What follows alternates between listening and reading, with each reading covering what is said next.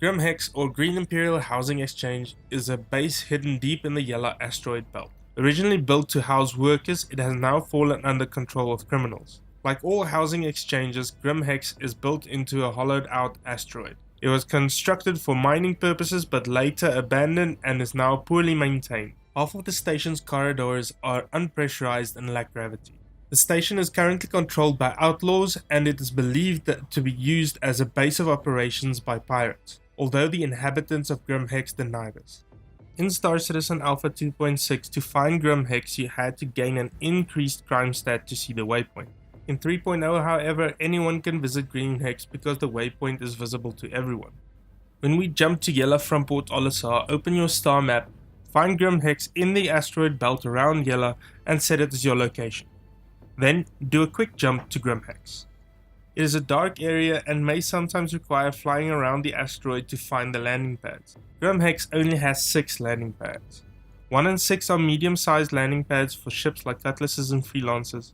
Landing pads 3, 4 and 5 are for smaller ships like Avengers and Hornets, while landing pad 2 is for the larger ships like the Constellation.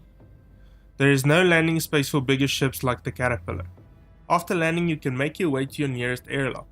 On the landing pads, you have 2 airlocks, one next to landing pad 1 and the other next to landing pad 2. You can use the corridors connecting the landing pads together to make your way to either of the airlocks.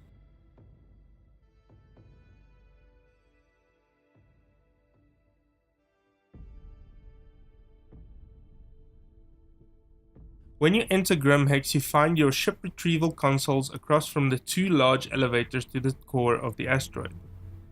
Let's head down with the elevator.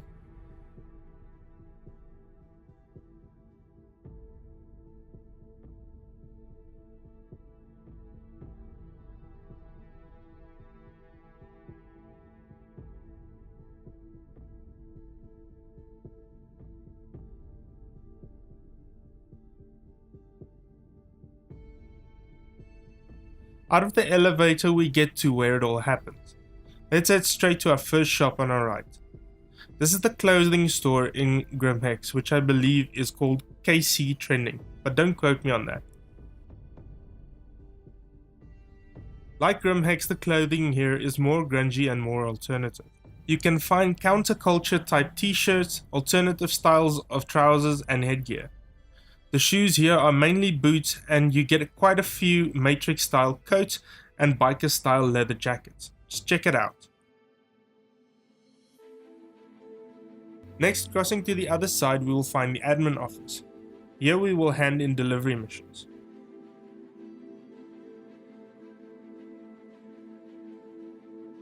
Your trading and shipping consoles are also in this location for buying and selling commodities. I love the retro 8-bit UI style of these. The nostalgia is strong in these ones.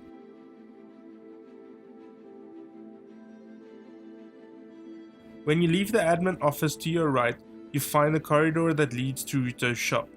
Ruto will be one of the mission givers in the 3.x patches and will hopefully be giving us all kinds of outlaw missions in the near future. I can't tell you for certain that he is an outlaw type, but his shop in GrimHEX does suggest that he would be a more unsavory character in the verse.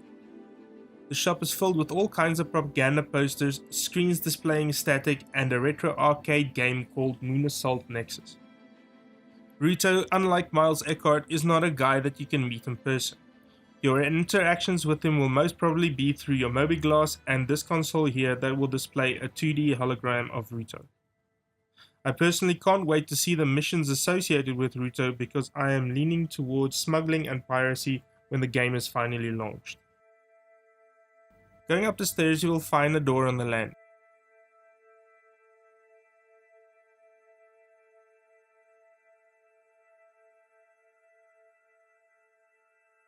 Through these doors, you will find a neon open sign hung haphazardly over the old information sign. This is GrimHEX's armor and weapon shop. This is where you will find my favorite armor set, the Microid Light Armor. I just love the desert sand people look. There is also black defense armor sets in dark color schemes, which also looks great in my opinion. The shop also has a small selection of weapons including the super badass Scourge railgun. There is also your standard selection of handguns, SMGs, the shotgun and energy rifle. At the counter you can buy ammunition, frag grenades, as well as oxygen medpens.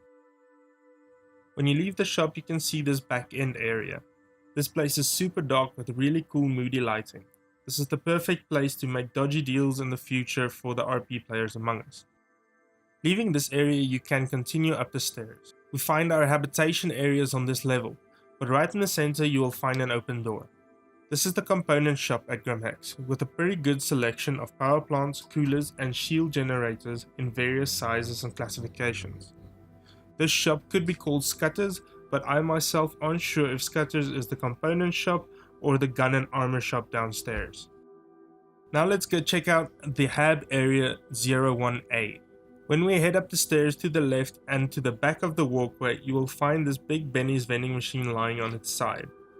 There is an open bunk filled with sketches and artwork that looks like design mock-ups of the Big Benny's logo. But there is also a data pad that you can use that will give you a journal entry. The journal entry is a philosophical discussion by someone who might have been an artist of some influence in the lore of Star Citizen, but seemed to have lost everything. I wonder if this is a riddle to an Easter egg somewhere in the verse or just something interesting left by the designers. I know about Big Benny's henge from 2.6. Maybe this is somehow connected. Let me know in the comments below if you did play a lot of 2.6, maybe you know if this is actually connected. Leaving the hab to the area between the two elevators, here we can see a huge GrimHEX sign with the slogan that used to read "You're home from home," which was changed to read "You're free." Below the sign you find the entrance to the bar called Old 38. Now that we have explored the habitable area of GrimHEX, there is another area outside. In the back of Old 38 there is a back door. Through the back door you'll find a corridor that leads to a mystery airlock. Heading through this airlock you'll find an abandoned secondary exit that leads to a smallish hangar. It's just about big enough for something like a cutlass. Sadly the hangar is not functional and has no gravity, but it is another area perfectly suited for dodgy roleplay. This area also perfectly sums up what GrimHEX is all about. It is the back door for outlaws and pirates to make their sketchy deals. This place is grimy and dirty, but with oh so much character, and I love it. It shows just how good the CIG designers and modelers are. When you head back up through the airlock and go back in, there is a side corridor that leads past Ruto's shop again. I'd bet anything that it isn't a coincidence that Ruto's shop is next to the back door of GrimHEX. I really hope we get more areas like GrimHEX in the future of Star Citizen, as it brings so much character to the game. Conversely, I can't wait for more corporate and clean type areas where more reputable deals can be made. That is maybe where ArcCorp and Hurston will come in, with serious places of business and shiny boardrooms. I can't wait to see how CIG balances these areas with one another. Having said that, in the comments below, tell me what type of gameplay you look forward to in 2018. We know mining and salvage is scheduled in the roadmap for 2018. How do you think these loops will be reflected in the areas that will be released in this year? That concludes our tour of GrimHEX, and I hope you enjoyed the video.